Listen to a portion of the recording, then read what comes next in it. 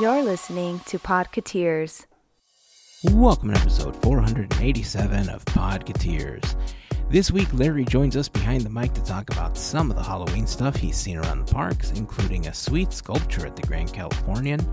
We get some new light shows by creator Tom BetGeorge, including an ElectroSwing version of Grim Grinning Ghosts. Magic Happens comes to an end.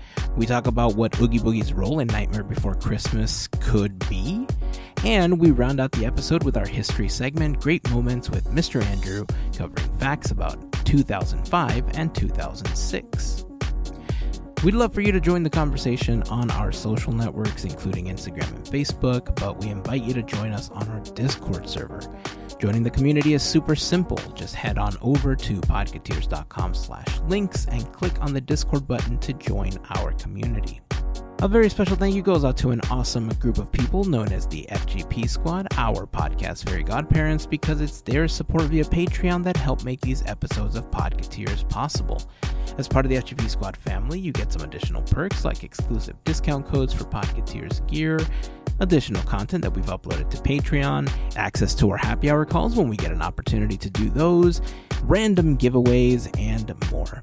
For more information on how you can become part of the FGP Squad family, we invite you to check out podketeers.com/FGP. And as always, a super special thank you goes out to the FGP Squad for their continued support. So that's it. That is going to wrap up the intro. Remember that you can follow Larry at Goofy Guys Adventures on both Instagram and on YouTube. Hit those notification icons so that you are alerted whenever he goes live from the parks. And if this is your first time hanging out with us, welcome. We hope that you enjoyed the episode and that you come back for more. And of course, if you've been hanging with us for a while now, welcome back, friends. Here is episode 487 of Podketeers.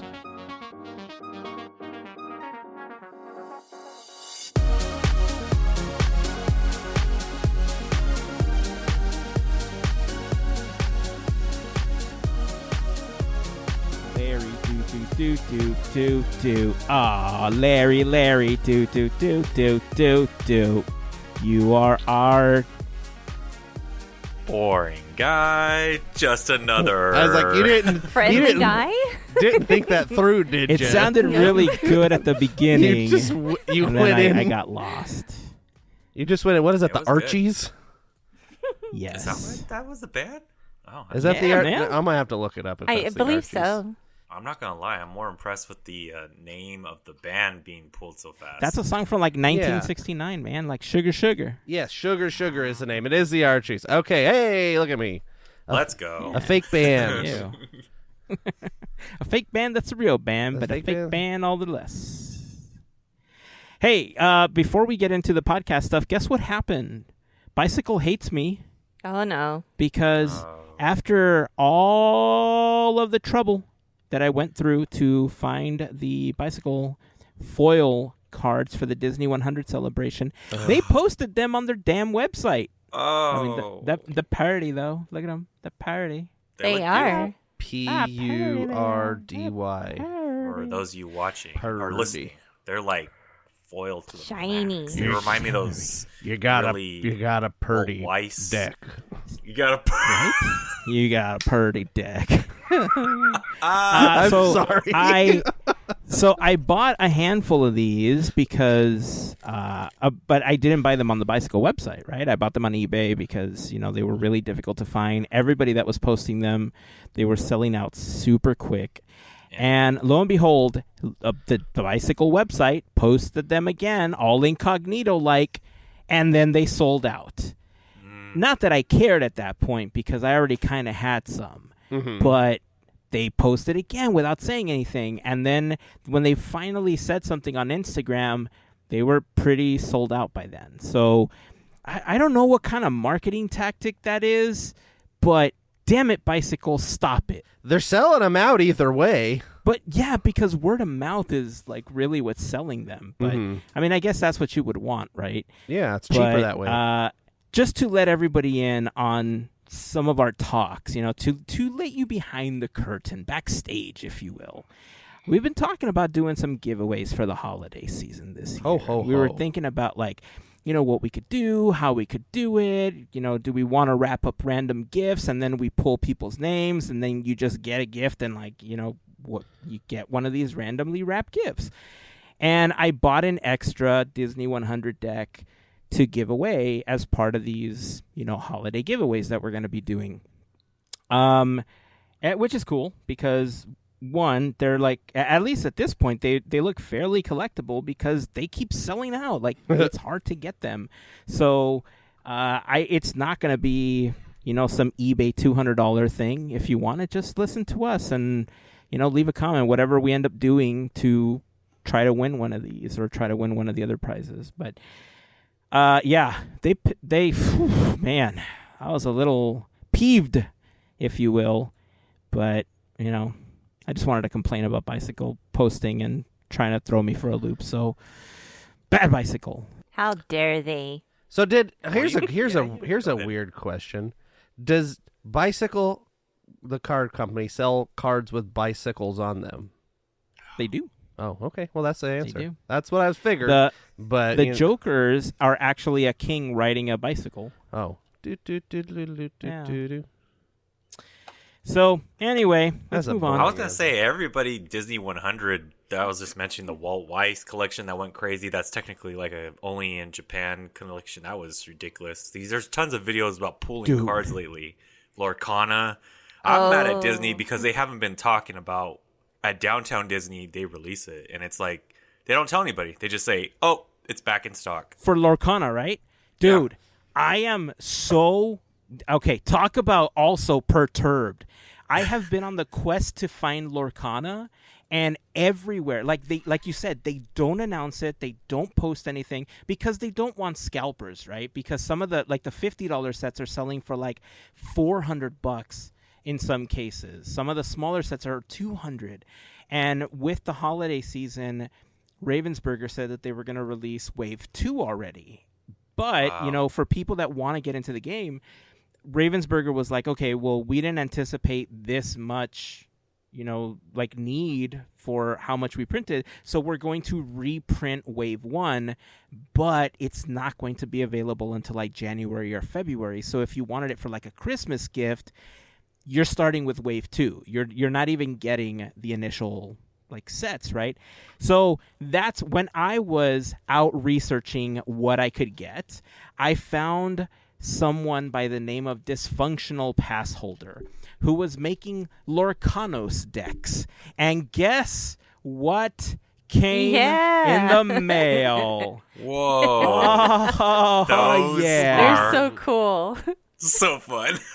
So I'm posting a picture on Discord so you can see it. And I'm thinking I was going to open them, but now I'm thinking I want to do a live stream on Discord or something, or YouTube, just do a little premiere or something, and then just see what we get, because it's 10 random cards. I got 3 packs.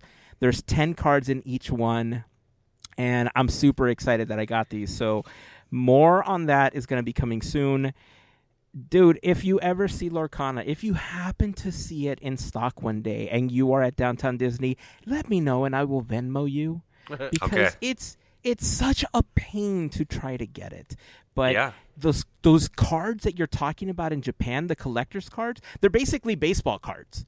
That's how they're posting them. They're basically like baseball or Pokemon cards or whatever.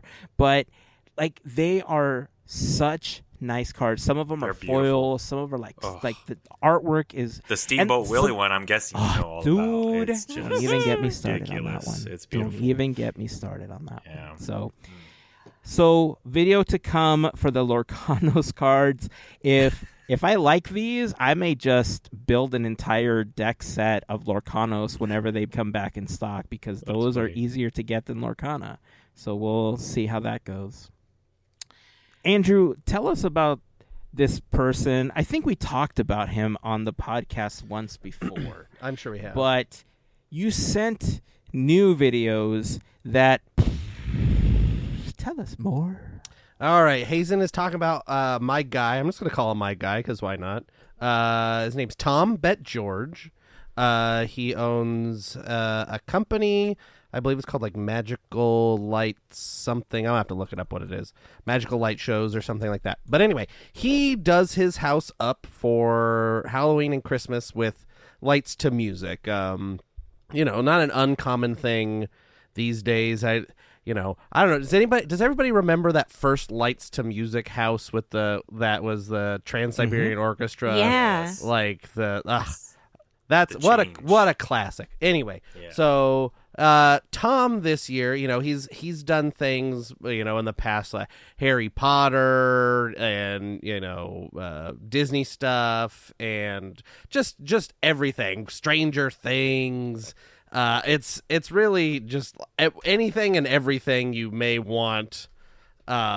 He's got. So this year for Halloween, he's got a new set out with some new toys.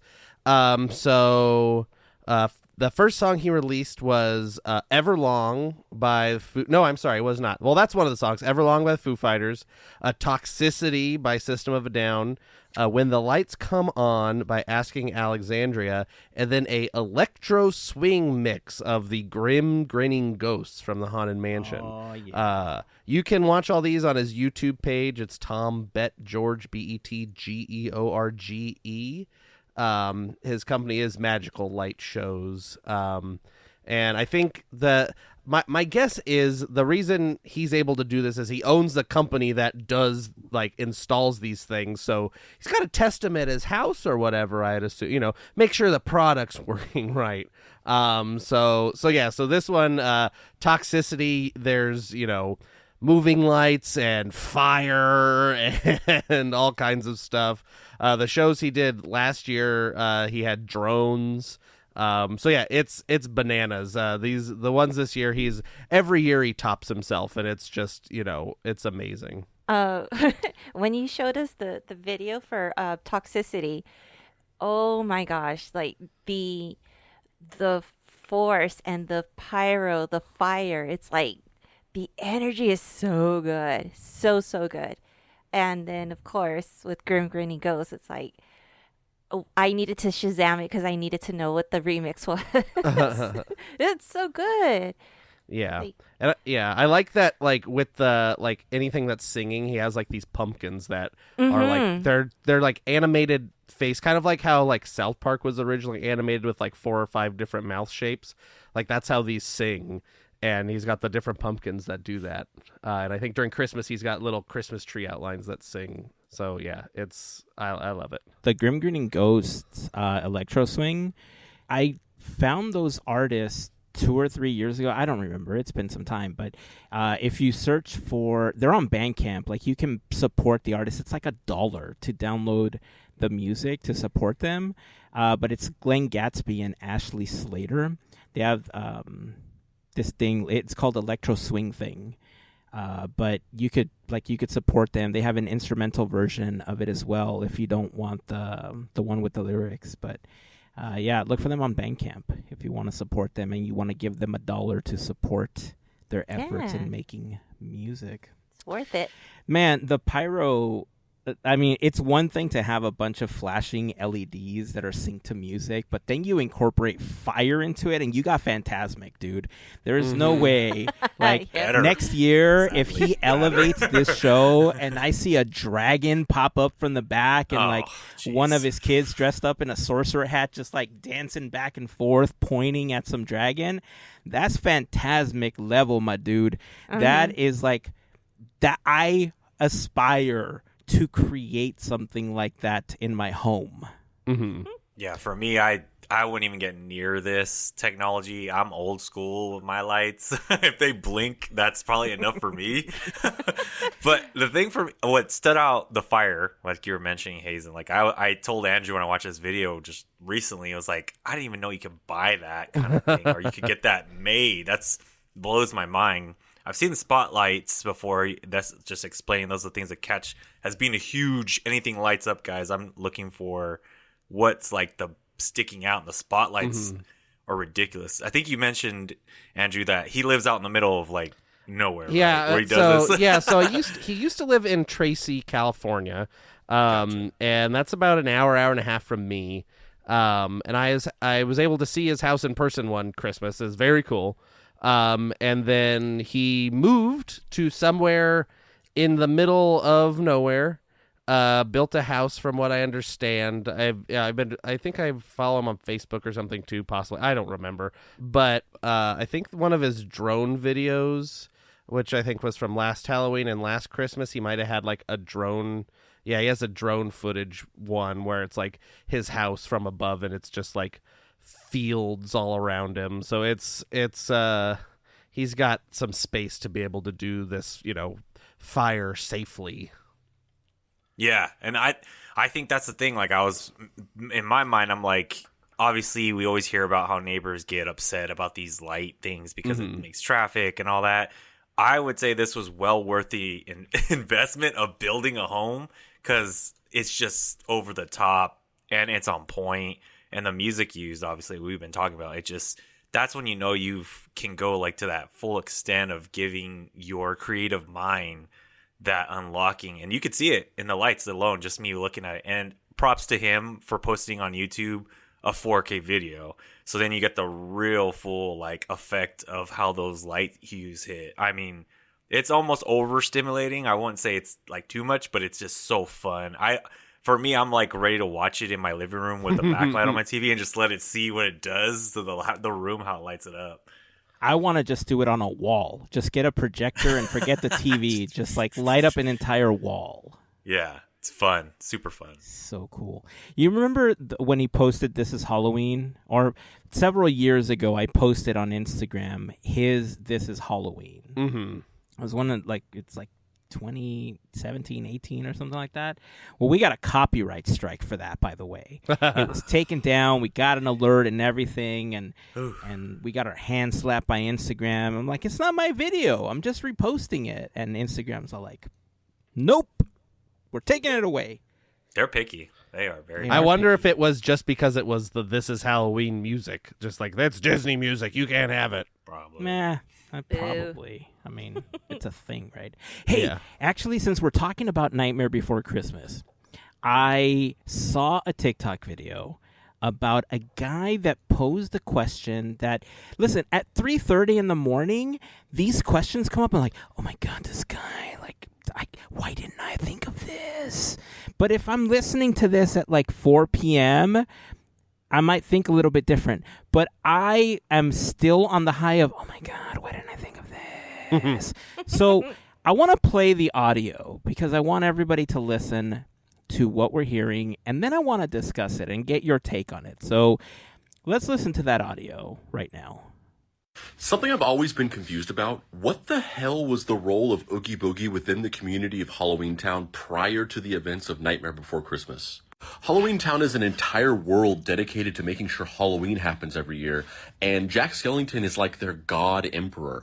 Everybody in this dimension looks to him as a leader. Whenever he disappears, they put out search parties trying to find him, and whenever he returns, they have a massive party in his honor. Oogie Boogie is the only creature in this entire world that doesn't intermingle with any of the other creatures and seemingly has no allegiances to Jack Skellington. And Jack clearly doesn't like him because whenever he tells Lock, Stock, and Barrel to go get Santa Claus, he explicitly tells them not to involve Oogie Boogie. And yet, Oogie Boogie has this huge underground fortress and he's seemingly left to his own devices. Jack Skellington is like the king of this world. I assume that he could exile Oogie Boogie if he wanted to, and yet he allows him to coexist within the world. And also, Lock, Stock, and Barrel are seemingly subservient to Jack Skellington because they do his bidding, but they seem to also simultaneously be Oogie Boogie's henchmen. And like, okay, maybe Oogie Boogie is just kind of like a black sheep of the community, and Jack doesn't really like him, but he just kind of tentatively puts up with him. However, towards the end of the movie, whenever Jack tries to go and retrieve Santa from the underground lair, Oogie Boogie immediately has no hesitation in trying to murder him. And in turn, Jack Skellington also has no qualms about killing Oogie Boogie. So, like, what was he? What did that relationship look like before the movie? Where just for years they coexisted somehow, and yet the moment that Oogie Boogie saw Jack, he just tried to kill him. All right. So, what was Oogie Boogie's deal? To me, that I'm telling you, 3:30 in the morning, oh my God, what is going on? So I'm laughing because maybe not my greatest achievement, but I have seen this movie once like 20 times. I am not kidding. Like That's an this is achievement. like I really love the film. It was like in the beginning when I first discovered it. I had never heard of this. Like, dude must be bored. I don't. It's just a movie. Something. Maybe he just thought creatively. I don't know. It's just a movie. It's just a short film. He's bored. All right. Okay. Yeah, I don't know. It's the it's a movie, and movies have good guys and bad guys and antagonists and protagonists, and I guess if I don't know if you're trying to take every movie and be like, all right, this is the whole world, and we got to build out whatever they're doing, what have they been doing for 50 years? What have they been doing for, who's this? Who's that? That's a one thought. But sometimes movies don't have that much thought put into them. And they say, I need a bad guy. What would be a cool bad guy? Bag of Bugs. All right, Bag of Bugs is the bad guy. What's his deal? I don't know. He's mad about stuff. He doesn't like Jack, and he's a bag of bugs. That's all we need. That's all we need to know. It works. A mean bag of bugs. worms. All right. I think for me, yeah, I'm gonna go with Hazen on this rabbit hole a little bit, because I do this a bit with other things where I start questioning not just movies, other things when you're watching anything really that's consumable on streaming, and for me, or social media, and for me, I think I got more hung up on just how much I never really cared about Lock, Shock, and Barrel. Like, their background. They just kind of just show up. They're the lynchmen, right? Like, that's their thing. And I'm all like, well, how did they get there? Like, what's the big deal with them? And they kind of turn on Oogie Boogie a little bit. Like, that whole dynamic there is, like, weird in itself. So I'm like, that kind of need explaining. But if you're going to ask me with Andrew and Melissa's side, I've watched that. I think is it on Netflix or somewhere where they show like the behind the scenes of making these movies and scripts. And from this story, it sounds like when I've watched that special, if I remember, it had a lot of work to just get to being the movie in distribution. So I think I'm just happy it came out where it made sense. It didn't make it where you were like, you got hung up on it now. Looking at so much now that it's like a cult favorite, right? With Nightmare Before Christmas, not get, some theme park things. Nightmare Before Christmas, if you're thinking to go to Disneyland, be prepared to wait 95 minutes to ride Haunted Mansion. Just be prepared. Yep. Heavy 90. That is solid. It's going to happen. Worth it though. Worth it if you really live Night Before Christmas and the Gingerbread House. So and if you love Christmas before Halloween. Yeah. Side note. Yeah. I think they do pump No the beef, gingerbread though. a little bit more. No beef though. No one complains. That's true. No beef. No beef. Yeah. So I'm with you, Hazen. I questioned a lot more now on the backstory of all three of those characters and finally, Oogie Boogie. I love though the dynamic. I just bought into it. I was so young when it came out. I was just like, yeah, Oogie's a bad dude, like Andrew said and Melissa said. All right. So 3:30 in the morning, okay? I'm gonna tell you the rabbit hole I went down. Let's and go. I'm gonna ask you a question that's going to link to my answer, and you're immediately gonna know where I'm going with it when I ask you this question. How old were you when you found out that Triton and Ursula were siblings? What if Jack and Oogie are siblings? Maybe they're half-siblings. Maybe Shocklock and Barrel are also their half-siblings. But they know that Jack is king of Halloween Town, and so they do his bidding because he's the king. But they also, want to help Oogie because that's their older brother, and at some point he wanted to take down Jack and Halloween. Because, he says it. Like, they had no problem, Xing each other out, right? So what if this has been a fight that's been happening since they were kids because they're either half siblings or full siblings? We just don't know because it's never told. Right? What if that's where the beef comes? And that's why Jack tolerates him, because well, he's my brother. He just never says it to anybody. Huh? Huh? I don't know. Luke, I am your father. It's the brother thing, sorry. It's like the Leia and Luke thing. So Murderous siblings. I guess that's. I mean, you could relate. We all could relate. Listen, maybe they're not siblings. Maybe they're cousins. Look at T'Challa and Killmonger. True. Yeah. Right? I mean, they're Good both comparison. going for the same throne of the Black Panther. Yeah. Right? They wanted to be king of Wakanda. What if this is just king of Halloween Town? It's the story that we've seen. What if they are siblings? Okay, so here. So it's the okay. Lion King. So It could be. It could be. Scar. Now we just need to insert Pumbaa singing about the scuttlebutt, and then that's it. We're good. We're ready. So I'm God, the I'm gonna feel this a little bit. Even though I know this is not true, I'm just gonna say this. So maybe Oogie is just mad that he didn't get bones and he's just bugs, and Jack has the superior genes or something. Again, this is crazy talk because I'm already laughing. I'm just making fun with this, whatever. Ugly sister. But are you buying? Yeah. Are you buying my they could be siblings theory? I am. I could buy that. Yeah. Like I said, I'm ready. What's the lock, shock, and barrel thing going on here? Right. I'm in it. I'm I curious. can see that.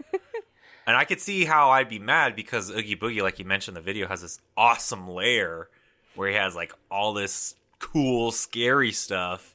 And Jack's always like, yeah, let's do Halloween again. Yeah. Yeah. He's not really obviously in important. Right. Yeah. So- He's obviously important.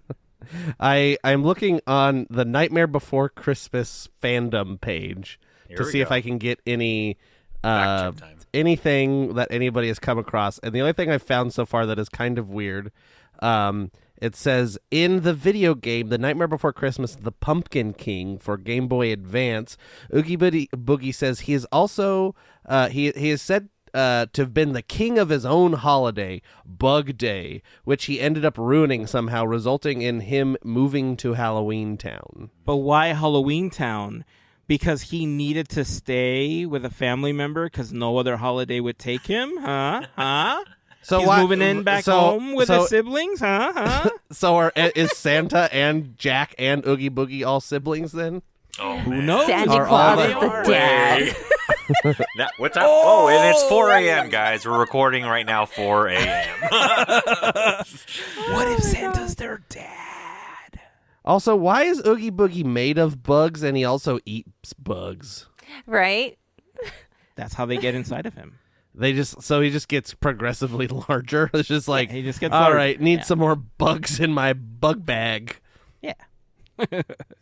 All right. I want to ask everybody listening, one, what do you think Oogie Boogie's deal was? Do you have a theory about how he's related to the story outside of he's just a bad guy living in Halloween Town?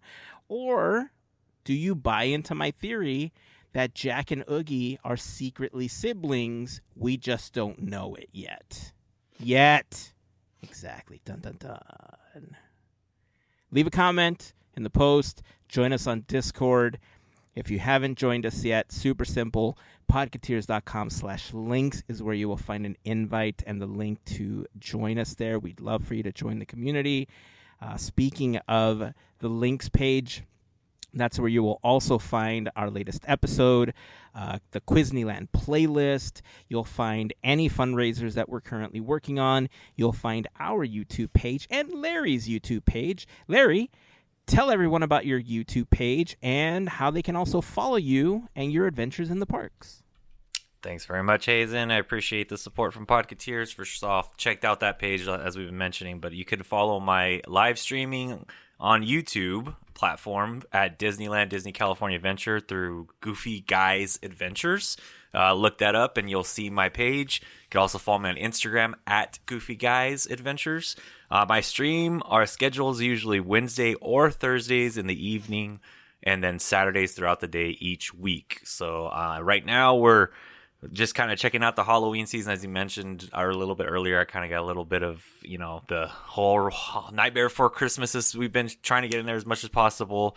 And then really Oogie Boogie over there at DCA, just looking amazing out there. They do such great things, and not to mention Cars Land's overlay. So if you want to see some Halloween spirit, go ahead and come on by. We welcome all the Podketeer listeners, and vice versa. We send our goofballs your way too, guys. Whee! Let's go. That's awesome.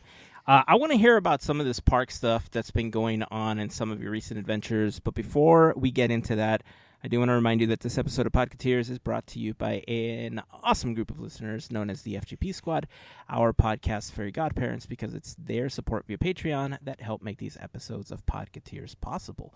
For more information on how you can join the FGP Squad family, head over to podketeers.com/FGP for more info. There you'll find a list of some of our top contributors. You'll find a link to our Patreon, a little info about what the FGP Squad is all about. But joining gets you some additional perks, like a special section of Discord, additional content that we've uploaded to Patreon, access to any of our happy hour calls when we have an opportunity to do those, random giveaways, and more. So if you have any questions, again, please feel free to reach out. We'll be happy to answer any questions that you might have. And, of course, to all of the members of the FGP Squad, we just want to send a huge thank you for your continued support. So, one, the gingerbread in the mansion this year, so good. It is awesome. I saw some of the behind the scenes where a lot of the cast members put their names, the ones that worked on it, they put their names on the side on the little plaques. I thought that was super cool that they got an opportunity to do that, especially since the Imagineers get a chance to do it on the list in the attic, right? So you get to work on something. It's like a little tribute to all the hard work that you did. But I wanted to ask about the thing that's happening at the Grand Californian, because they did this super cool thing. Larry, can you talk a little bit about that? Because I know you had an opportunity to check that out.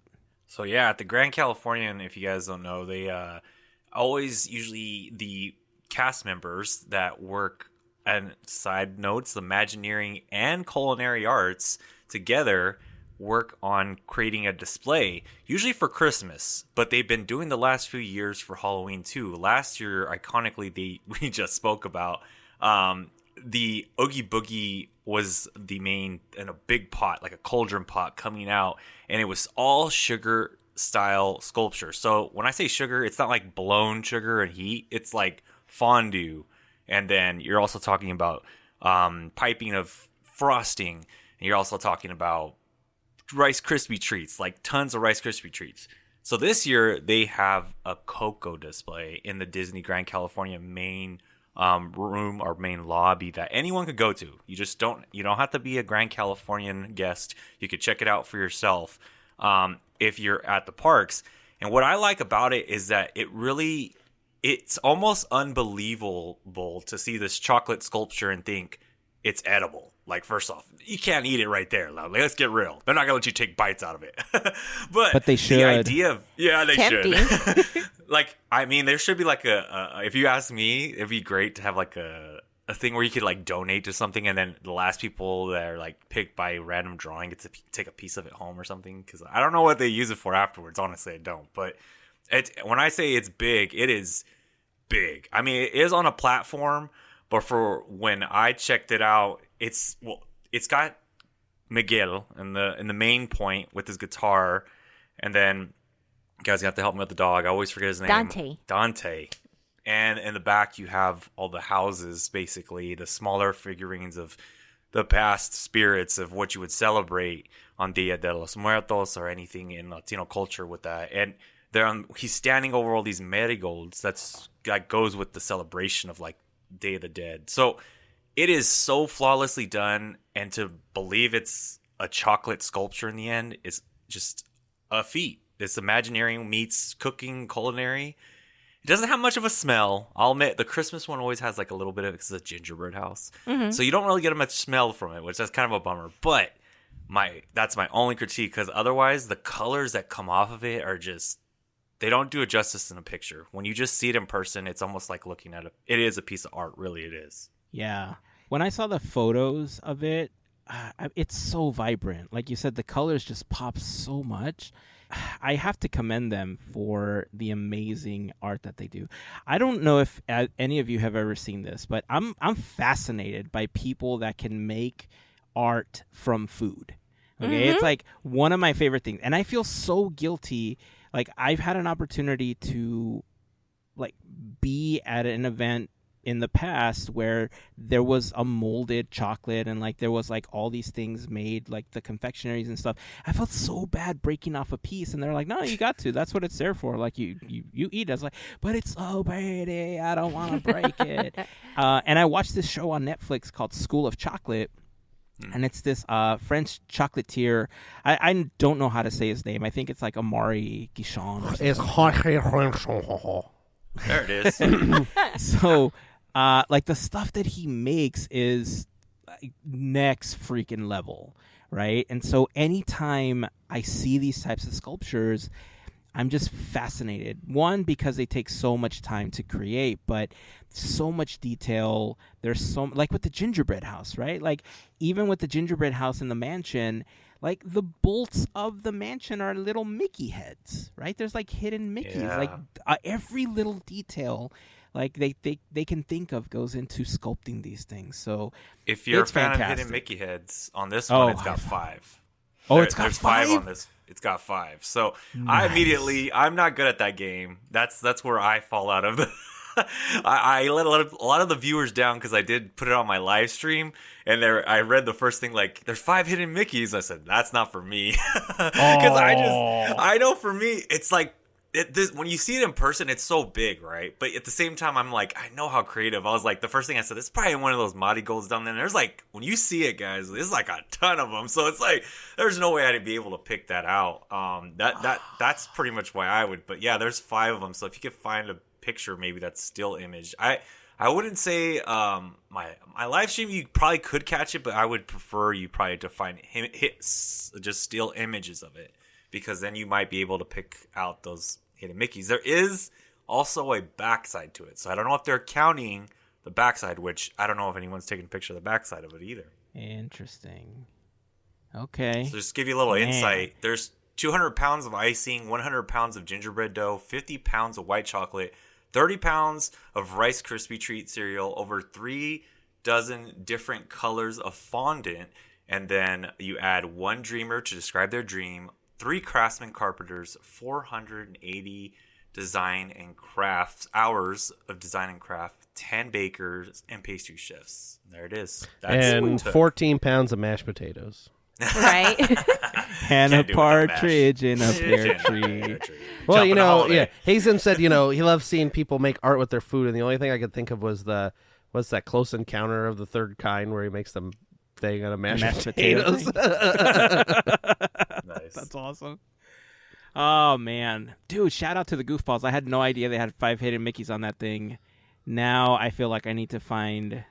First, I'm gonna scope the video, see if I can peek it. I'm gonna be like frame by frame now, trying to figure out if I can see them. And if not, I'm gonna have to like hunt down photos of this thing. I think to see if I photos can will figure work them better. out. Man. Yeah, because I don't usually get that much good of a signal in there, so I think a little bit of lag happens in that Oh, I area. think I so that found might one. Oh, you I did? found some photos. I think I found one. Uh-oh. Don't give it all away. I'm not gonna give it away. I won't say anything. I think I found. I'll show it to Oh, you no, guys. At least that one. You had to tell us. Yeah, it was I'll that show. one. Okay, so I don't know if it's for sure because obviously like the picture's like pretty far, but unless this is a light reflection or something, or light refraction, it looks like 2. If you're staring at it from the front, to the left of Miguel, right around the midpoint of where the guitar is, there's a little green house. Yep, that's it. With like a light green. And the window, there's like a little Mickey in the window. Is that Okay. it? Yeah, I think so. Wait, what You are we got one. talking about? Oh, here we go. We're talking about the hidden Mickeys that are on the Coco sculpture the at Disney Coco Grand sculpture. Californian. Oh, I foods. got all confused. There's 5 of them. You're like, gingerbread house, something, something. And I'm like, Haunted Mansion Holiday Gingerbread House. Okay. And then you're like, Miguel. And I'm like, I don't remember. I was not paying attention. I was looking up mashed potato videos. Now that you hear it, I was looking up Mickey. mashed potato videos, and I'm like, I'm going to see if I can find a picture of the Haunted Mansion Holiday Gingerbread House. And then there's like Little Green House and Miguel and the guitar, and I'm like, yeah, there's none of this. 5. None of this stuff is here on the Haunted Mansion Holiday. Oh, it's there. I like it's that one though true. because you could get really close to that one. Not to, the tell one in the anything Grand bad. Californian. Yes, you could get really close to it. So you can not eat it. That's not what I'm encouraging here. What I'm gonna show encouraging is you. for you to. But if you look at that little green house in between the 2 blue blocks, like the second level going up from this picture, the little window has like a little hidden Mickey. It just the second row from the bottom up on this picture. 1, 2, green. It's the little green. It looks like a skull house. Oh, I see I it. call that yellow. It lines up with the hole of the guitar. Oh, I see it. It kind of looks like a Mickey or maybe a heart. does it or look maybe like a blob. Mickey? It could be a blob. Listen, it could be a light. Like I said, it could be light reflecting off of something. Or is that but now is that my homework to go back? And that get is your pictures? homework. Yes, Yeah. you have to go and give us pictures. Your so we mission, can- if you choose to accept it. Oh, that's so I mean, cool. Tying into that, I plan to go back because this is still on Disney property and the Grand Californian. I caught some entertainment. Something else that I do on a live stream. I try to capture attractions and entertainment and sometimes merch. Those are my 3 main things. If that's what you're wondering, I do out there. Grand Californian has a mariachi singer there with a mariachi group, a band named. Well, his name is Julian Torres. If you spell it, it's just Julian Torres. If you look that up on Instagram. You can find him at Julian Torres _official, and he has a blue check mark so you can see. Something just real quick update on him is that he is the first Spanish singing singer to be ever signed to Death Row Records just this year, which is really cool. What? So that's yeah, check it out. It's one of those cool things that that just happened this year with him. So he has pictures like with Snoop Dogg and stuff like that, which is awesome. And that all came because of I guess some I don't want to give it away. It's a good story to actually look about where it relates to Kobe Bryant and when he passed away, and Julian Torres had a tribute to him. But recently, him and his group are up for, if you know anybody that's listening right now, are up a part of the Academy, the Grammys. They're going into the first round of voting and for his recent album release through Death Row Records. So hopefully they do well. And let me tell you, it's worth the ticket. They're currently there. Him and his band are currently there at the Grand Californian on Tuesdays and then Thursdays and Sundays and one Monday at the end of the month, right before Halloween. So those are the days you'll usually catch them, as Tuesdays and Sundays and Thursdays. But depending on the date, I would check for sure. The Tuesdays and Sundays are the ones I know of, fully aware of, at 4:30, 5:30, 6:30, and 7:30. They're Disney-themed mariachi style music, so it really plays to the Latino celebration of this month that ties into. And it's just the acoustics in there, because I don't know if anyone's known, he's also tied to Dodger games. Melissa might know this. Yes, he sings at Dodger games, and he's amazing there too. But the acoustics, because he could carry a note, obviously, if he sings at Dodger games, right? And dude, the acoustics in that building has such a large ceiling, and I gotta give it to the cast members I saw there in the background. Those the dudes in black doing all the sound audio, just working on making sure the sound right. It sounded something just amazing, just something on another level. And I mean, if you wanted to check it out a little bit, you might not be able to make it to the park. You could catch my live stream from this past weekend, which was October 15th. October 15th. Yeah, Sunday. So October 15th, I checked him out at the 4:30 showing, and I even got to talk to the band for a quick minute. So if you want to check it out, and you won't be able to make the park, I say, but if you get to the park, and maybe you don't even have reservations, you just could go to downtown Disney, go check out both those things. That's so cool, man. So the fact that he was signed to Death Row Records, which I think Snoop and Dre recently just fully bought it out, right? Like it's their thing now as of last their thing year. now. So the fact that he's bringing him in a way makes sense. Like you might be thinking, like if you're familiar with Snoop and Death Row Records and everything, you might be like, what? This does not. But it does, because like 3 years ago and beyond, like Snoop has been at Coachella. He's been at different places singing songs. Like I forgot the name of the band, but he sang something with The a banda Beatles. called Que Maldición. And so he's been known to sing with bandas at different concerts, and he appears with them, and he's good. Like it blends well, right? So it doesn't surprise me that he's doing this. It's just, I don't know, man. That's super cool. I love it. Yeah. And it just, I had to look him up. It just happened like 2 months ago. Like it was in August that he got signed. That's so cool. Pretty recent. Pretty cool. Oh, man. I'm going to have to check out more of his stuff.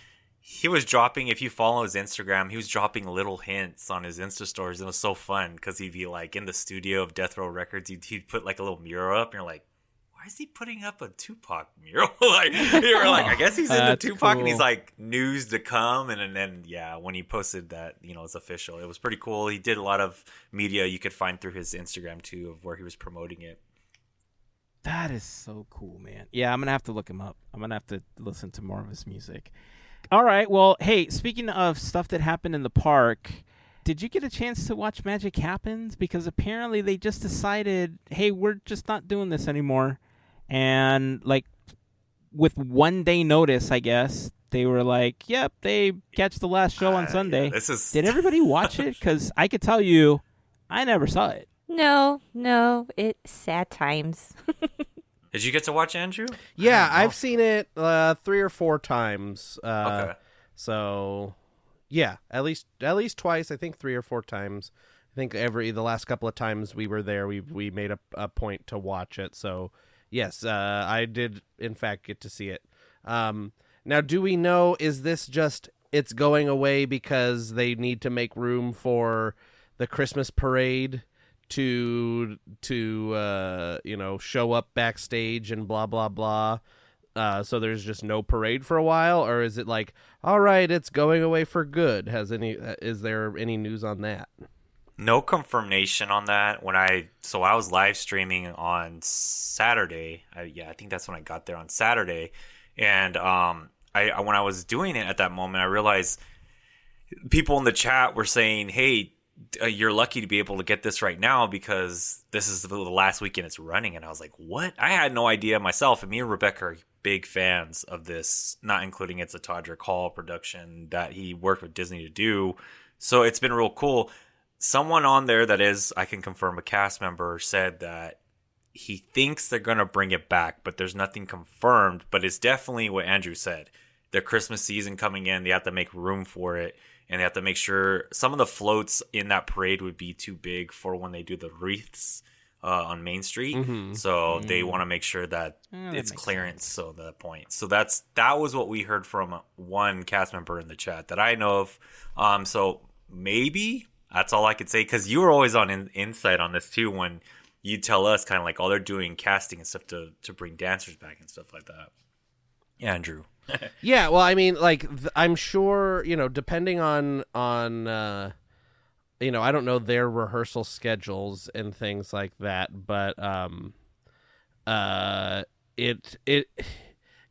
know if these parade performers that are in Magic Happens will then go on to be in a Christmas Fantasy or not, because, I mean, that's going to start, like, November 1st it's a or long something. Time. Like, right? Yeah. That's only 2 weeks, like, from...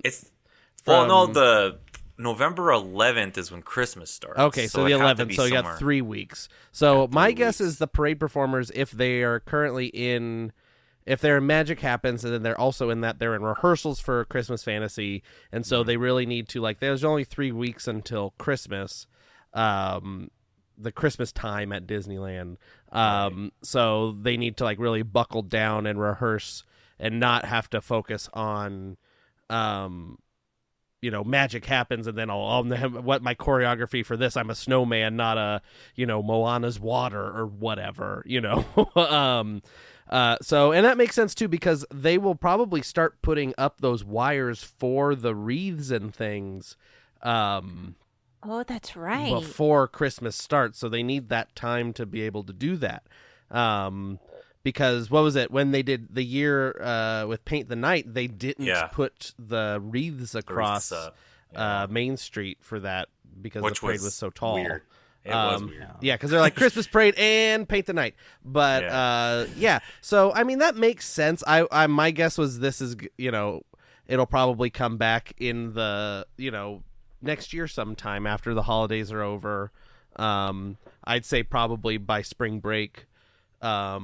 They have Magic Happens or some sort of daytime parade back. But I think Magic Happens has such a good following right now, and people seem to really enjoy it, that I don't. Well, this happened with Paint the Night too, so it's like people seem to enjoy it. This doesn't make sense, but they got to have like a parade, like if I daytime, hear nighttime Main Street parade, Electrical whatever. Parade, I swear. If it glows back one more time. Every couple of well, there's rumors of Paint the Night coming back. We'll there see are. As it should. Yeah, I'll take that. Correct, as it should. I'll take it. Believe it when we see it, but those rumors are out there, so hopefully they are true. I just wish this would have got a little bit more of a fandom of a goodbye. That was my main gripe, because I'll admit, Wondrous Journeys got a little bit of a heads up for everybody. That's fireworks. That's a big deal, I would admit. One-time entertainment. You could catch a parade twice a day during, pretty much throughout the year, 100 Years of Wonder celebration. So, and this parade was technically available for about a month before the 2020 shutdown. So I see that. I was just on my own end. I just felt kind of robbed, because I'm like, if it's gone, that's a bummer for the other people. And that's like you said, 3 weeks of no parades. Like, that's a huge gap of entertainment for those people coming. That's where it makes sense logistically. Yeah. Yeah, well, that's where I fall, because I was going to watch it the day that they got rid of it. Sorry, but think about it too. Like, if there is no fanfare for it, that in my mind is like a good chance of it coming back, because they're like, all right, well, we're just switching over to the Christmas season, so we'll because like when what was the parade prior to this? It was before Magic Happens was Soundsational. Yeah, Soundsational. Like, that's it. Every time, that was up for what, 3 or 4 years at least, if not longer. And every Christmas season, they wouldn't be like, all right, it's going away for Christmas or whatever. So hopefully that's the same thing with Magic Happens. It seems like there's a lot of infrastructure with the show, and the parade units and stuff like that. So again, the same thing with Paint the Night, but this seems to be less technical than Paint the Night was. Or is. I think they must have. My guess with Paint the Night is just they had so many issues with maintenance on those floats that it was just a nightmare. Do you want me to give you a little crazy insight on that? Why not? So on that performance I watched, all of a sudden you could go back and watch on Saturday. I was like, why is it taking so long? Why is there such a gap? The finale float had broke down again. So the one that holds all the fairies on it. Oh, the of Magic Happens. Gotcha. Yeah. It went down on that one, and they had to use, at least this time, so previously early in the year, if you didn't know, when it broke down on Main Street, they had to leave it overnight because they didn't have the equipment and the operator to drive it. But this time, at least, they had someone, but it was kind of awkward. If you watched it, you saw this pretty much like a tow vehicle pulling through Main Street, but they got the show to go on, so that was a good part. And I don't know what happened. Missed opportunity, by the way, because they could dress up a pickup truck like Tow Mater. And then Tow Mater, we're pulling down that float. We got it. Don't worry, folks. Cool. Walking down.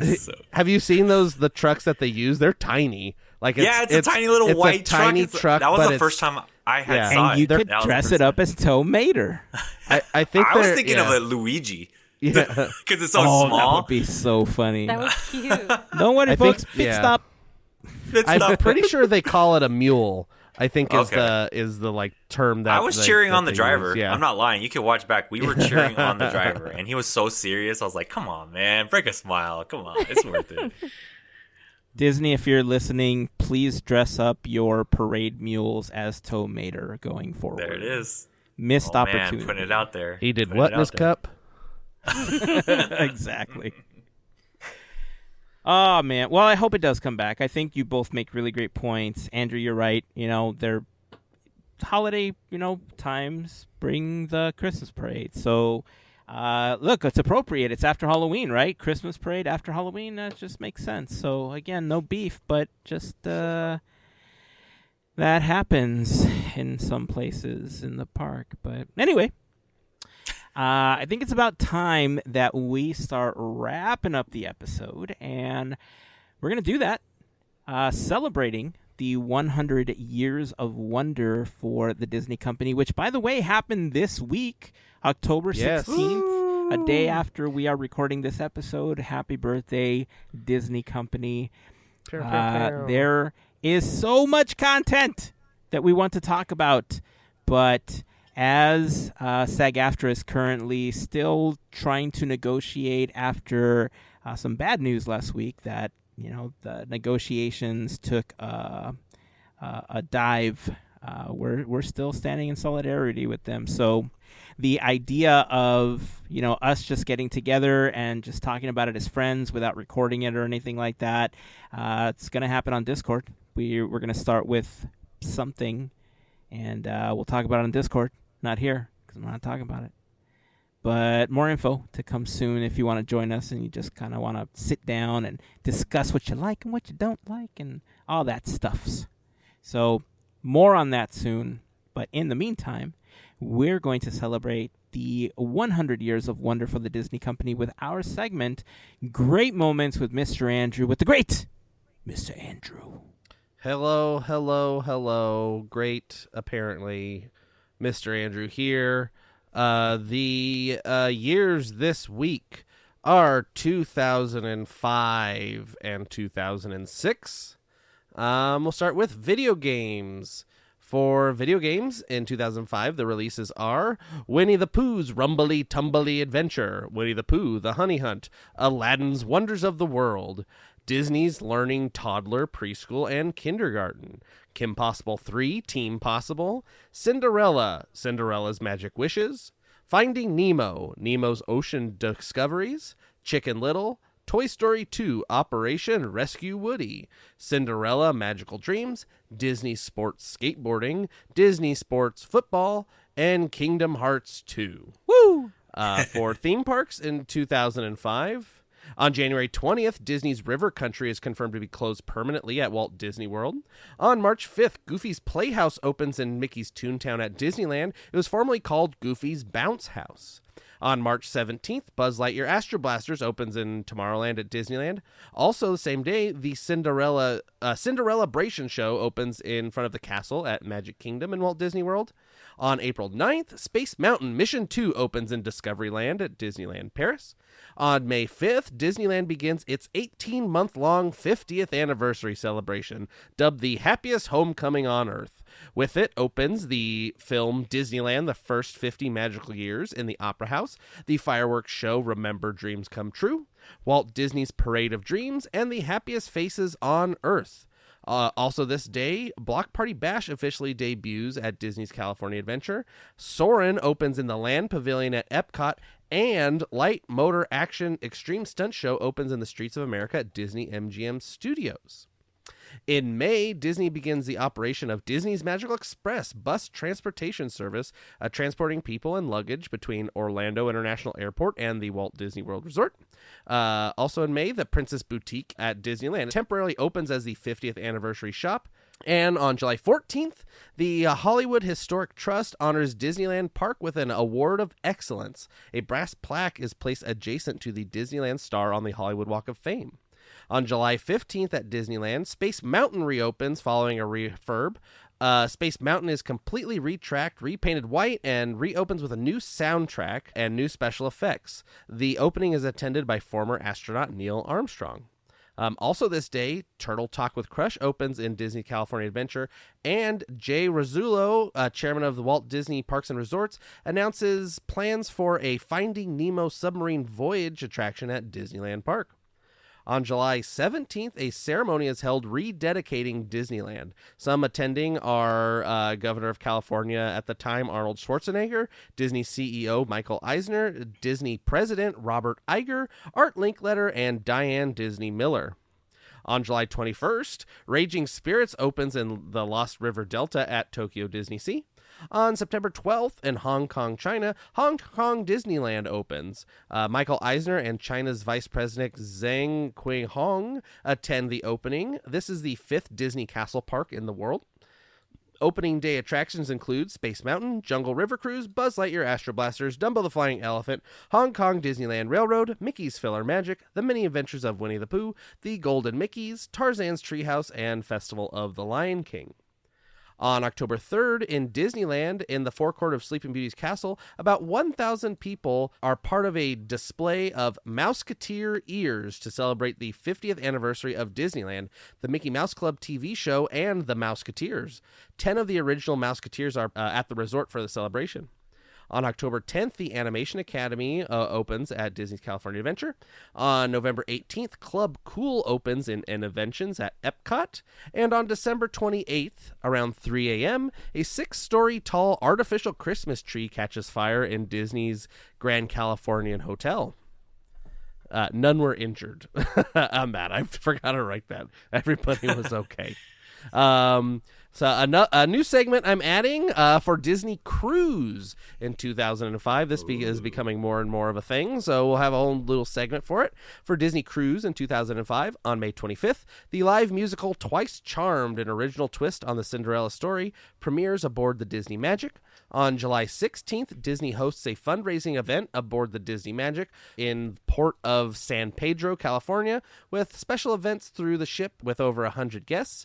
$1.4 million is raised and donated to the Make-A-Wish Foundation, and the Disney company presents a second check for $1 million. In September, the Disney Cruise Line launches the Castaway Rays Stingray Adventure Excursion on Castaway Cay Island. On October 2nd through October 6th, Roger Ebert and Richard Roper host the 5th Annual Film Festival at Sea aboard the Disney Wonder. Other notable events of 2005, Disney Mobile launches in the U.S. A group of ringtones featuring voices of cartoon characters from Disney and Pixar animations for $2.50 per tone are available. Also available are musical ringtones from Disney films and mobile screensavers. Screensavers. Whatever. Blah, blah, blah. On March 13th, Robert A. Iger is named the next CEO of the Walt Disney Company. Walt Disney Records releases A Musical History of Disneyland box set of CDs, book, and vinyl record. The package is limited edition and only available at Disneyland. The price is $124.98. Roy E. Disney is named Director Emeritus and Consultant. Disney tests a new vacation concept called Adventures by Disney with itineraries in Hawaii and the American West. Disney Electronics introduces Disney Mix Sticks digital audio MP3 players. The audio players can download music files or copy audio tracks from CDs. Storage capacity is a whopping 128 megabytes, enough to hold about 60 songs. Also included are a USB 2.0 connector and a SD card slot. Price is expected to be about $50 in October. Pre-recorded memory cards called Mix Clips can be purchased for about the same price as a CD. And on October 1st, Robert A. Iger takes over as CEO of the Walt Disney Company. That brings us to the Disney Legends class of 2005. In honor of Disneyland's 50th anniversary, all recipients are related to either Walt Disney Parks and Resorts or Walt Disney Imagineering, and nearly all have some connection with Disneyland. Roy E. Disney co-presents the award after a 2-year hiatus and return to the company. The inductees are Chuck Abbott, Milt Albright, Hideo Amemiya and Hideo Aramaki, Charles Boyer, Randy Bright, James Cora, Robert Janney, Mary Jones, Art Linkletter, Mary Ann Mang, Steve Martin, Tom Nab, Jack Olson, Cecily Rigdon, William Sullivan, Jack Wagner, and Vesey Walker. For birthdays in 2005, I have given up on doing birthdays because I don't recognize any of the people anymore. So I give up. on birthdays. Birthdays ended. Birthdays have ended. I will look at the birthdays, and if somebody stands out, I will say it, but I've pretty much given up on birthdays. Everybody's like 17 or whatever now, and I don't know anybody that's 17, so... But listeners might know them. Well, I mean, I can go and look, but, like, it's, like... they all sound like made-up names. I even clicked on their name, and I was like, what were they in? I was like, I haven't even heard of the thing they were in. So this week, I've given up on birthdays. Maybe next week, there'll be some 15-year-olds that I know. I don't know. So that brings us to notable deaths of 2005. May 22nd, Thurl Ravenscroft. June 24th, Paul Winchell. August 16th, Joe Ranft. November 4th, Pat Morita, and November 28th, Card Walker. That brings us to 2006. Video games released in 2006 are Finding Nemo, Escape to the Big Blue, Kim Possible, Legend of the Monkey's Eye, Cars, Roblox, Little Einsteins, and Kim Possible, What's the Switch? For theme parks in 2006. On January 23rd, Monsters, Inc. Mike and Sully to the Rescue opens in Hollywoodland at California Adventure, replacing Superstar Limo. On April 7th, Expedition Everest opens in Disney's Animal Kingdom at Walt Disney World. It features a 1.6 kilometer train ride with a 24-meter drop. On April 8th, Buzz Lightyear Laser Blast opens at Disneyland Paris. On June 26th, Pirates of the Caribbean reopens with updates from the film. On July 4th, the show Encore closes at the Broadway Music Theater in Tokyo Disney Sea. On July 13th, Autopia opens in Tomorrowland at Hong Kong Disneyland. On July 14th, the show Big Band Beat opens in the Broadway Music Theater at Tokyo Disney Sea. On August 21st, the Disneyland monorail closes for remodeling of the submarine attraction. On September 29th, Disney introduces annual passports for the use at Hong Kong Disneyland. And October 1st, the Year of a Million Dreams promotion begins at Disneyland. It was scheduled to last for 15 months. It is eventually extended to run 27 months. For Disney Cruise Line in 2006, on September 7th, the Disney Wonder embarks on Disney Cruise Line's first Southern Caribbean voyages, visiting St. Kitts and Barbados. Other notable events of 2006, the Walt Disney Company names its headquarters building in Burbank, California after former chairman Michael Eisner.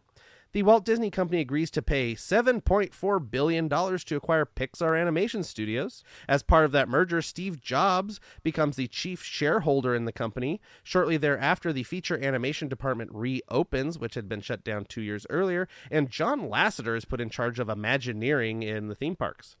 Also, the Walt Disney Company acquires the right to Oswald the Lucky Rabbit, namely the character and the 26 Disney animated cartoons he stars in, from NBC Universal as part of the deal, which sends sportscaster Al Michaels from Disney's ABC and ESPN to NBC Sports. The soundtrack to the Disney Channel original movie High School Musical tops the Billboard charts, with total sales worldwide over 7 million.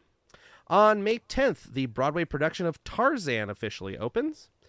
The Walt Disney Company launches the Disney Mobile phone service in the U.S. It features built-in satellite tracking and parental regulations of when, how long, and to whom their children talk.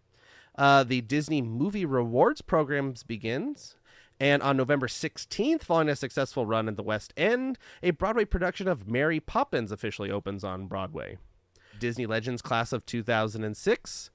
We have Tim Considine, Kevin Cochran, Al Dempster, Don Edgren, Paul Frees, Peter Jennings, Elton John, Jimmy Johnson, Tom Kirk, Joe Ranft, David Stollerly, and Ginny Tyler. And then notable deaths, February 24th, Don Knotts, August 13th, Tony J, and December 12th, Peter Boyle. So that has been great moments with me, Mr. Andrew, for the years 2005 and 2006. And I only screwed up saying like 20 people's names. What can you do? Good ratio. Dude, I totally forgot about those little music things. The mix the clips. The mix clips things. Whole gigabyte worth of stuff. So, all right. that is it. That's where we're going to wrap up the episode. I wanted to just quickly mention the name of the creator that posted the Oogie Boogie thing earlier, because I don't think I mentioned their name, but they go by the name Dead Boy Detective on TikTok if you want to check out more of the content. It's really the only video I've seen by that creator, but when it came up on my FYP, I was like, what? Yes, we need to talk about this. So thanks, Dead Boy Detective, for putting that idea in my head and making me wonder, why Oogie Boogie? What? Why? Who? When? Where? How? Is he related? Dun, dun, dun. Larry, tell everybody where they can find you again so they can follow your adventures in the parks. That's on YouTube at Goofy Guys Adventures on Wednesday or Thursdays, evenings, and Saturdays throughout the day each week. Make sure to hit that little notification icon on both YouTube and on Instagram so that you're alerted whenever Larry's about to go live. So that's it. Until next time, keep dreaming, keep moving forward, and always remember to pass on the magic. Have a fantastic week, everyone. Bye. See ya. Adios.